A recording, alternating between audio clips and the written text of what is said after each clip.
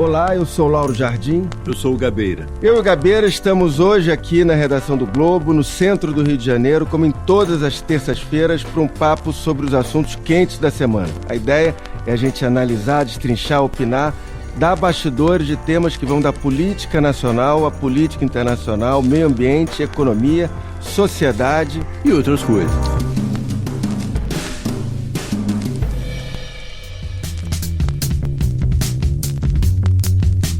O Lauro Gabeira está disponível a partir das 5h30 da tarde das terças-feiras no site do Globo, no Spotify, no iTunes ou na sua plataforma preferida de áudio. Mas é claro que você vai poder ouvir no horário que melhor se encaixar no seu dia. Hoje, eu e o Gabeira vamos conversar sobre 2 temas. A gente vai falar da entrevista polêmica dada na segunda-feira, dia 25, em Washington, pelo ministro Paulo Guedes. Nessa entrevista, o Paulo Guedes fez uma defesa velada de atos de força, como o AI-5, se manifestações tomassem as ruas do Brasil. Vou ler um trechinho aqui do que disse o Paulo Guedes. É irresponsável chamar alguém para a rua agora para fazer quebradeira. Não se assustem, então, se alguém pedir o AI-5. Já não aconteceu uma vez?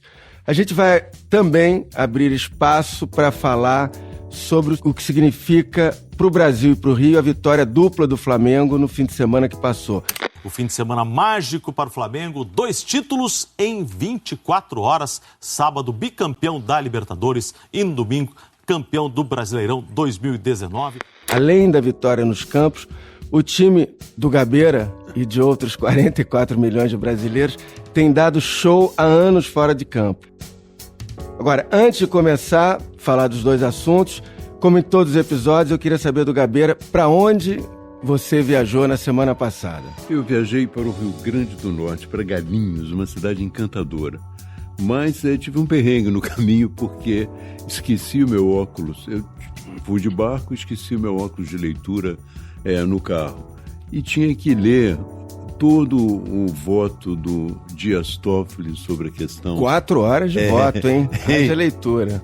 Não tenho dúvidas, a devida vênia de quem venha divergir, quanto à possibilidade da UIF compartilhar relatórios de inteligência, RIF por intercâmbio, por solicitação do Ministério Público, da Polícia ou outras autoridades competentes. 4 horas de voto, sem óculos de leitura e em javanês, era impossível. O esforço não dava, foi superior à minha força. E você? Olha, eu na quarta-feira passada, dia da Consciência Negra, eu publiquei na minha coluna uma notícia interessante que o famoso já, o porteiro do condomínio do Bolsonaro, que estava já há 40 dias para ser ouvido, ele foi ouvido pela Polícia Federal e mudou a versão dele, até porque a versão não parava de pé, que ele teria recebido o ok do seu Jair para deixar um dos assassinos da Marielle Franco entrar no condomínio. Fontes ouvidas pelo JN informaram que, ao depor a Polícia Federal, o porteiro voltou atrás. Disse que errou ao afirmar que havia falado com o seu Jair e que se equivocou ao anotar o número 58 no registro do condomínio. O que ele justificou? Ele disse que anotou errado na planilha do condomínio a casa para onde esse sujeito ia, que era o sujeito ia para a casa 66, ele anotou a casa 58, que é a casa do Bolsonaro. E depois, por que ele disse que ouviu a voz do seu Jair? Segundo ele se sentiu pressionado por ele mesmo e, para bancar o que ele tinha escrito, que tinha anotado na planilha, ele mentiu. É uma história estranha, cabe agora à polícia tentar entender se ele foi pressionado por alguém de fora, antes ou depois daqueles depoimentos. Agora, Gabeira, vamos falar sobre o Paulo Guedes. As declarações do Paulo Guedes, na minha opinião, é um escândalo que dia sim, dia não, pessoas do governo, ligadas ao governo, aventem a possibilidade da volta do AI-5. Já teve aí o filho do presidente, deputado Eduardo Bolsonaro. Se a esquerda radicalizar esse ponto, a gente vai precisar ter uma resposta. E uma resposta, ela pode ser via um novo AI-5. Logo em seguida, o general Heleno e agora o Paulo Guedes. Pratiquem a democracia. Ou democracia é só quando o seu lado ganha. Quando o outro lado ganha, você, com 10 meses você já chama todo mundo para quebrar a rua. Que responsabilidade é essa? Não se assustem se alguém então pedir o AI-5. Já não aconteceu uma vez? Ou foi diferente? Nos 3 casos, aliás, eles se apressam em recuar logo depois. Isso não é o bastante. Impressionante que todos usem esse tipo de ameaça em seus discursos. Fala você, Gabriel. Não é só impressionante, como é fora da realidade. Porque o Brasil já teve manifestações muito intensas em 2013. Ninguém falou em AI-5. E aos poucos, o protesto contra o aumento das passagens de ônibus e do custo de vida foi ganhando mais participantes. As estações de metrô tiveram reforço no esquema de funcionamento. E às 5h30 da tarde, a multidão saiu em passeata. Voltou a ter manifestações intensas na época do impeachment. Ninguém falou em AI-5. Essa AI-5 é uma vontade que eles têm. É uma tentativa de repetir o passado. Mas é tão estúpido porque repetir o passado em circunstâncias históricas completamente diferentes é algo que pode resultar numa tragédia, né? Maior ainda do que foi a tragédia no passado. E eu acho que existe um outro fator que nós temos que conversar também, que está muito ligada a essa tentativa de falar de AI-5, que é o que eles chamam de exclusão de ilicitude. Nós queremos com esse projeto que o militar, após cumprir a sua missão, ele volte para casa em liberdade. Quando se convoca a GLO, é para combater esse terrorismo, defender vidas de inocentes, depredação de patrimônio público e privado, queima de ônibus. É para isso que é a GLO. Vamos traduzir isso. Liberação da porrada. Né? Porrada fica liberada. Então, esses 2 fatores são tentativas de intimidação antecipada de possíveis manifestações populares. Mas é uma bobagem você intimidar a manifestação popular que ainda não surgiu. Assim como é uma bobagem você chamar manifestação popular que ainda não surgiu. É algo que está se passando na cabeça deles. Na verdade, quando o Paulo Guedes diz que é irresponsável chamar alguém para a rua agora para fazer quebradeira, justiça se faça ao Lula, ele sim chamou as pessoas, conclamou as pessoas a irem para a rua, mas em nenhum momento ele falou em quebradeira. A gente tem que seguir o exemplo do povo do Chile, do povo da Bolívia. A gente tem que resistir. Não é resistir. Na verdade, é lutar, é atacar e não apenas se defender. Tem que se separar porque, na verdade, quem está falando a palavra quebradeira é o ministro Paulo Guedes, ainda que tenha recuado depois. E mesmo porque vale a pena até lembrar um velho filme francês chamado... um filme sobre a Revolução na Argélia e tal, que os caras diziam... O coronel dizia para os seus auxiliares, mas você acha que você vai prender o cara com a carteira falsa? Você acha que terrorista anda com carteira falsa? Aí, e os caras realmente ficaram assim meio surpresos. Então, você acha que quem está a fim de quebrar as coisas vai conclamar publicamente para quebrar as coisas? Não existe isso. Quer dizer, nenhuma força política vai chegar publicamente e dizer venham quebrar um pouco. Porque isso é o suicídio dela, né? E, de qualquer maneira, repetindo aqui, o governo tinha, nesse momento, que parar, refletir um pouquinho o que ele está fazendo com o processo democrático ao repetir o tempo todo a possibilidade da volta do AI-5, que, de resto, é impossível, dadas as circunstâncias de hoje. Como você disse, outro momento histórico. E parece o desejo deles, né? O desejo de voltar atrás e ter aquelas circunstâncias de poder absoluto, um poder muito mais amplo. Prender os adversários e fazer exatamente o que foi feito no Chile também, do Pinochet, que o Paulo Guedes gostava também desse ritmo. Mas acontece que o mundo mudou. Assim como o Carlos Bolsonaro, o Carluxo, hoje na muda, porque saiu das redes sociais, também recentemente fez um post em que dizia que na democracia é tudo muito mais difícil, porque precisa passar as coisas pelo Congresso, e isso atrasa a velocidade com que eles queriam mudar o país. Carlos Bolsonaro escreveu, abre aspas, por vias democráticas, a transformação que o Brasil quer não acontecerá na velocidade que almejamos. E se isso acontecer? Só vejo todo dia a roda girando em torno do próprio eixo e os que sempre nos dominaram continuam nos dominando de jeitos diferentes. Fecha aspas. É o mesmo tipo de lógica o tempo todo. E é o mesmo tipo de ameaça no ar, né? O mesmo tipo de ameaça no ar. Inclusive, não é interessante, né, um ministro da Economia entrar nesse campo, né? Porque ele não percebeu também que a tensão política atrapalha os próprios projetos dele. E ele está contribuindo para a tensão política. Uma declaração desastrada, como essa, acaba julgando contra a política econômica dele. Quer dizer, eu sou forçado a dizer que, nem sempre eles são inteligentes. Aliás, ele curiosamente, ele dá essa declaração em Washington, onde ele foi naturalmente para vender, no bom sentido, o país, vender as reformas que o governo Bolsonaro está empreendendo, a reforma da Previdência, tentativa agora um pouco desacelerada de reforma administrativa, privatizações, e no meio disso ele joga no ar a possibilidade de um retrocesso político. Investidores não hão de ficar muito satisfeitos ouvindo esse tipo de análise, que dá para fazer essas reformas todas, mas num país que vai recuar no seu processo democrático. Só há duas razões, duas maneiras de avaliar isso, né? Ou é inexperiência política, ou é realmente burrice, entende?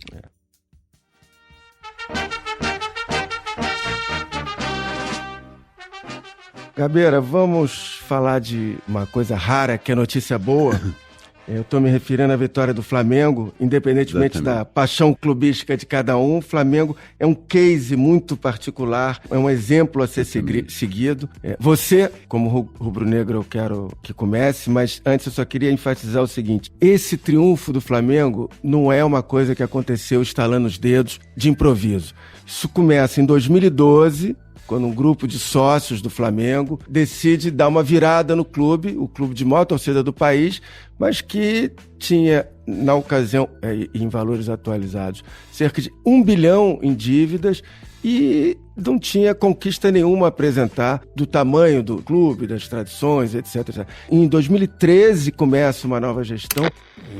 E aí foi apertar as contas, né? Apertar o cinto, né, em todas as áreas do clube. Felizmente tivemos a compreensão da torcida, né, que entendeu que era necessário. E só agora, no final de 2019, você vê esse triunfo espetacular de 2 campeonatos num prazo de um período de 24 horas. Quer dizer, é uma construção que foi lenta. Exatamente. Uma construção lenta e muito interessante para o país, no sentido de avaliarmos o exemplo, né?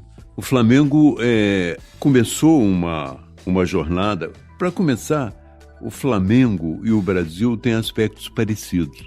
Ambos eram uma promessa. Um potencial muito grande e uma promessa não realizada. O Flamengo realizou a sua promessa até certo ponto. Então nós temos que examinar o que isso pode ajudar o Brasil em termos de exame. O primeiro ponto é o seguinte: o ajuste das finanças. O Flamengo soube ajustar suas finanças.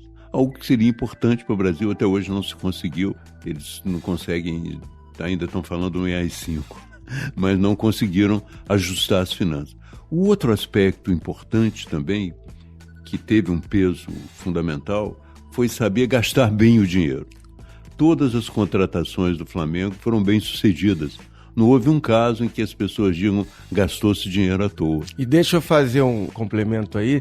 Tem muita gente dizendo que o Flamengo só está bem assim porque ele ganha muito mais dinheiro de direito de TV, ele ganha muito mais dinheiro de patrocinador, enfim, que ele tem um orçamento muito maior. É verdade, ele tem o maior orçamento de todos hoje. Mas não dá para esquecer o seguinte, fazer uma comparação com as cidades, sobretudo cidade fluminense, que ganharam nos últimos anos bilhões em royalties e investiram em nada, não melhorou as condições de saneamento, ou de educação, ou de saúde da cidade, e o dinheiro foi pelo ralo. Quer dizer, não adianta só ter o dinheiro, precisa gastar bem. Gastar bem.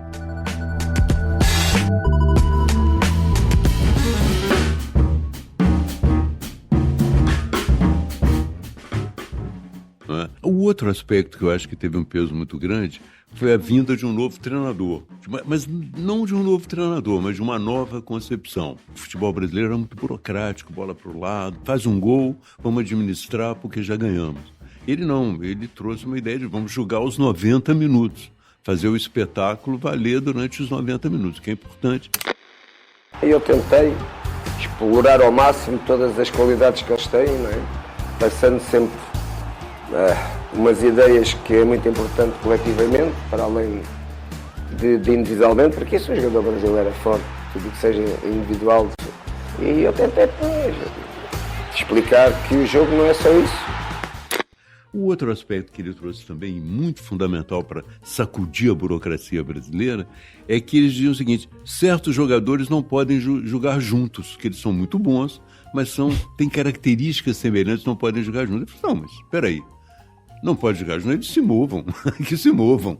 E eles começam a se mover e eles podem jogar juntos. Então, toda essa burocracia tropical, pesada, foi sacudida por aí. Então teve um peso muito grande. Agora, um outro aspecto que eu queria falar sobre o Flamengo é que o Flamengo, essa semana, me deu saudades do Brasil. Por quê? Porque o Flamengo preenche um espaço que a seleção brasileira no passado preenchia. E mais ainda, esse espaço que o esporte preenche, seja a seleção, seja o Flamengo, de uma certa unidade nacional, vi que eu vinha no avião, olhando uma pessoa vestida de família, a gente se olhava, não precisava conversar. Estávamos apreensivos e esperançosos. É isso, entende? Havia uma unidade, não é? E unidade não quer dizer unanimidade, evidentemente. Quem não queira, isso está certo. Mas nós não conseguimos, na política, absolutamente levar o Brasil a uma posição de uma certa unidade.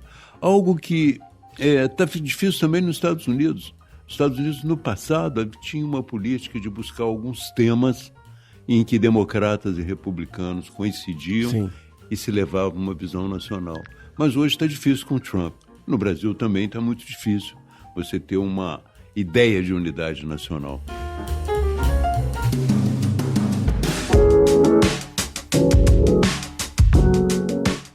Gabeira, você comparou aí o Flamengo ao Brasil e eu queria fazer uma relação do Flamengo com o Rio de Janeiro, que ele tem algumas semelhanças, que é o seguinte: o Flamengo, assim como o Rio de Janeiro, nos últimos anos o Flamengo era um clube decadente, assim como o Rio de Janeiro, seja o estado, seja a cidade. Mas um clube cheio de potencialidades. No caso do Flamengo, ele tinha a maior torcida do Brasil e o Rio de Janeiro o Rio de Janeiro tem potencialidades imensas e etc. A solução do problema do Flamengo veio primeiro, de cariocas que se juntaram com um plano organizado e sem atropelos, sem atalhos, como a gente já falou aqui, da questão de ajeitar financeiramente, depois gestão, etc, etc. Eu digo isso como uma forma de esperança do Rio de Janeiro, que tem coisas parecidas, mas vai precisar encontrar esse tipo de solução e sem atalhos. Num passado recente, o Rio de Janeiro parecia que ia florescer, sobretudo no tempo de Cabral, Olimpíadas, Copa do Mundo, mas tinham atalhos, tinham roubalheiras, tinha péssima gestão. Fica o exemplo do Flamengo, que dá para, talvez, dar a volta por cima aonde se imagina terra arrasada. Eu acho que sim, não há dúvida. O Rio de Janeiro, o Brasil, tudo pode ser mudado a partir de certas experiências, porque o potencial não é só o potencial natural, o potencial é o povo. Eu disse, o povo brasileiro, em muitos aspectos, ele comparece bem quando necessário. Você vê agora no Nordeste a quantidade de voluntários que surgiram lá. E você vê a torcida do Flamengo, a importância que ela teve nesse título. O time estava perdendo de 1-0 até 40 e poucos minutos. E a torcida, a partir do segundo tempo, todo o tempo cantando, dando a eles a visão de que era possível.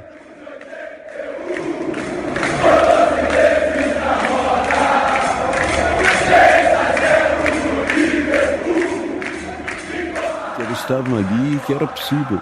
Quer dizer, isso é uma força também muito grande. Agora, você imagina se uma energia dessas um dia voltada para a política e para bons propósitos, né? Deixa eu só tocar num último ponto do Flamengo, que aí não é de elogio, um ponto que o Flamengo ainda vai ter que resolver, que está em aberto, que é o acordo que ele ainda tem que fazer com 6 das 10 famílias das vítimas do incêndio do centro de treinamento, que completa agora 1 ano em fevereiro. Quer dizer, o Flamengo não pode deixar que essa mancha fique no ano de sua glória. É o ano que iniciou dessa forma e estamos terminando o ano, estamos entrando no último mês do ano e, repito, apenas 4 das 10 famílias entraram em acordo. 7 famílias não concordaram com os valores oferecidos pelo Flamengo como indenização. O clube já fechou acordo com 2 famílias e com o pai de uma terceira, mas a mãe decidiu entrar na justiça. É o caso do Flamengo, o quanto antes aproveitar esse bom momento e fechar o ano com... Já devia ter feito. Já devia ter feito, muito exatamente. Tempo. E já que a gente está falando em gestão e elogiou e merece ser elogiado, também isso faz parte de uma boa gestão. Não tem dúvida. Você vê que existem outras coisas que o Flamengo ainda vai ter que aprender, e nós todos, né? Por exemplo, aos jogadores ainda não chegou aquele senso profissional de disciplina que há na Europa, entende? Por isso que o grande ídolo do Flamengo, o Gabigol hoje, ele ainda tem a cabeça no passado. Sim. Ele não é mais o nosso passado da gente buscar os caras na rocinha envolvidos com traficantes, mas é um passado ainda difícil, entende? Temperamental, indisciplinado e tal. Isso é bom para o Flamengo porque os europeus não vão querer comprá-lo agora. Mas nós temos que superar também esses lados de bad boy, né? Bom, tá terminando aqui o Lauro Gabeira de hoje. O Lauro Gabeira, eu vou repetir, está disponível a partir das 5h30 da tarde das terças-feiras no site do Globo, no Spotify, no iTunes ou na sua plataforma preferida de podcast. Esse episódio teve a captação de áudio de Elcio Braga, edição de Carolina Moran e Vitor Carvalho. Para saber o que vai acontecer com estes e com outros assuntos durante a semana, assine o Globo. Basta acessar assineglobo.com.br. Na terça-feira que vem, a gente está de volta. Tchau. Tchau.